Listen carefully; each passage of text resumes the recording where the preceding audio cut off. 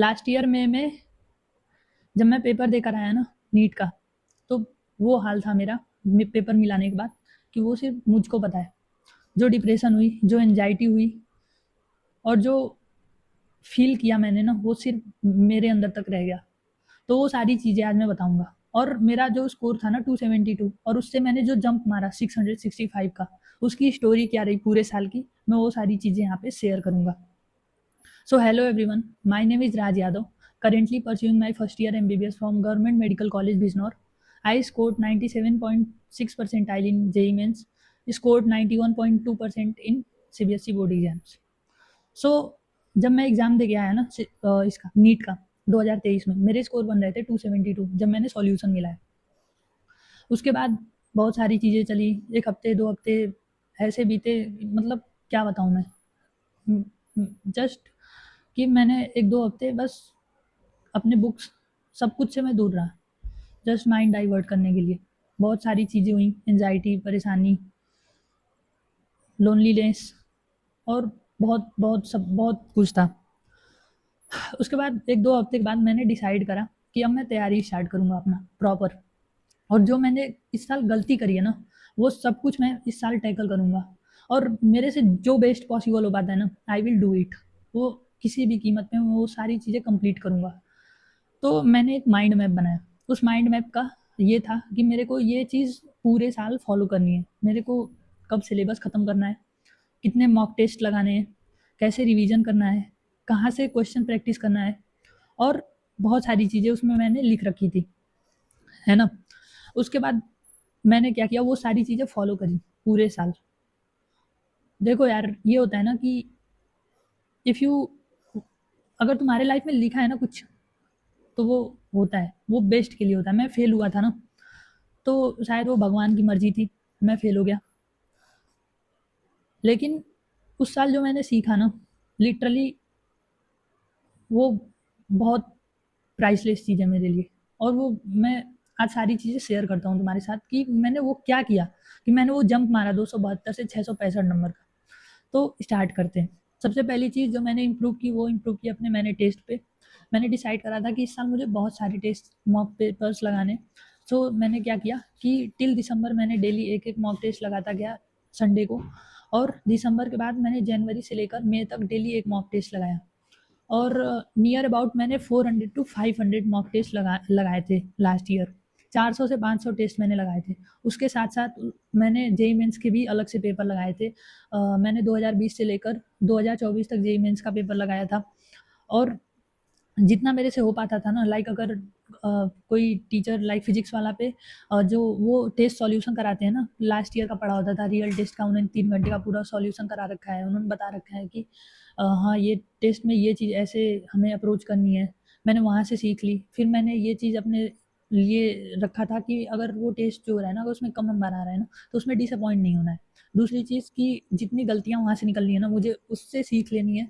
और उस मिस्टेक को मुझे दोबारा जाके अपने मेन थियरी से रिवाइज करना है। और मैंने ये चीज़ कर रखा था कि कभी मुझे उस मॉक टेस्ट के नंबर को ऐड नहीं करना है। क्योंकि यार mock test is all about कि तुम्हें जो मिस्टेक्स हो रही है ना, तुम उसमें इम्प्रूव करो। ना कि मेरे 600 नंबर आ रहे हैं, 650 नंबर आ रहे हैं, 700 नंबर आ रहे हैं, ये मैटर नहीं करता है। तुम ये नहीं बोल सकते कि जो आज बंदा 720 में से 700 नंबर ला रहा है ना मॉक टेस्ट में, उसके बहुत अच्छे नंबर आ रहे हैं, वो नीट में सिलेक्ट हो जाएगा। बिल्कुल ऐसा नहीं होता है। और ये सारी चीज़ें मैंने देख रखी है। मैं जब एलियन का टेस्ट लगाता था ना, ऐसे ऐसे बच्चों का देखा है मैंने जो 680 600 नंबर लाते थे, 690 नंबर लाते थे, 700 नंबर लाते थे, वो इस साल नीट में नहीं सिलेक्ट हुए। उनका रह गया, उन्होंने 550 नंबर लाए। तो इस चीज़ पे बिल्कुल नहीं रहना, और खुद पे डाउट नहीं रहना चाहिए कि हाँ यार मेरा लास्ट ईयर ऐसा था, मैंने लास्ट ईयर ऐसा ऐसा करा, तो वो साल इस साल मेरे से फिर से वही सारी चीज़ें मेरे से हो जाएंगी। तो वो बिल्कुल फियर तो अंदर होना ही नहीं चाहिए, पहली बात। उसके बाद मैंने डिसाइड करा था अपने रिसोर्स को फिक्स करने का। तो रिसोर्स को मैंने लेकर कैसे अप्रोच रखा था कि लाइक मैंने अगर कोई सब्जेक्ट कर रहा हूँ, तो मैं उस सब्जेक्ट को पहले टीचर से कर लेता था। मैं उस नोट्स को थरोली कर लेता था जो टीचर ने करा रखा है। उस नोट्स को करने के बाद सेकेंडरी कोई चीज़ आती थी। तो मेरा ये मानना था कि अगर मैं कोई क्वेश्चन लगा रहा हूँ ना, वो किसी भी बुक का हो, चाहे कहीं से वो बुक क्वेश्चन आ रहा हो, अगर मैं उस क्वेश्चन को लगा रहा हूँ, अगर वो मेरे से क्वेश्चन नहीं हो पा रहा है, तो मेरे को क्या करना है कि जो मेरा रिसोर्स था, यानी जो मेरा नोट्स था, वहाँ पे मुझे वापस जाना है और वहाँ से मुझे उसको रीड करना है। अगर फिर भी अगर वो क्वेश्चन ना हो पा रहा हो, तो मुझे वापस से वो वीडियो देखना है जहाँ टीचर ने ये करा रखा है। और अगर पूरे जो तुमने टीचर को चुना है ना, अगर वो टीचर ने वो चीज़ तुम्हें नहीं पढ़ाया, यानी वो चीज़ इर्रेलिवेंट है तुम्हारे लिए, तो उस चीज़ को तुम छोड़ दो वहीं का वहीं। यानी मेन चीज़ क्या है कि तुम अपना नोट्स करो टीचर का, जितने अच्छे से कर सकते हो टीचर का तुम नोट्स करो। उसके बाद तुम क्वेश्चन प्रैक्टिस करो, जहाँ से तुम्हें पॉसिबल हो पाए तुम क्वेश्चन प्रैक्टिस करो। और फिर अगर वो क्वेश्चन इर्रेलिवेंट तुम्हें लग रहा है ना कि हाँ यार ये टॉपिक इर्रेलिवेंट है, ये नीट में नहीं आएगा, ये टीचर ने मेरे नहीं करा रखा है, तो उस चीज़ को वहाँ छोड़ दो।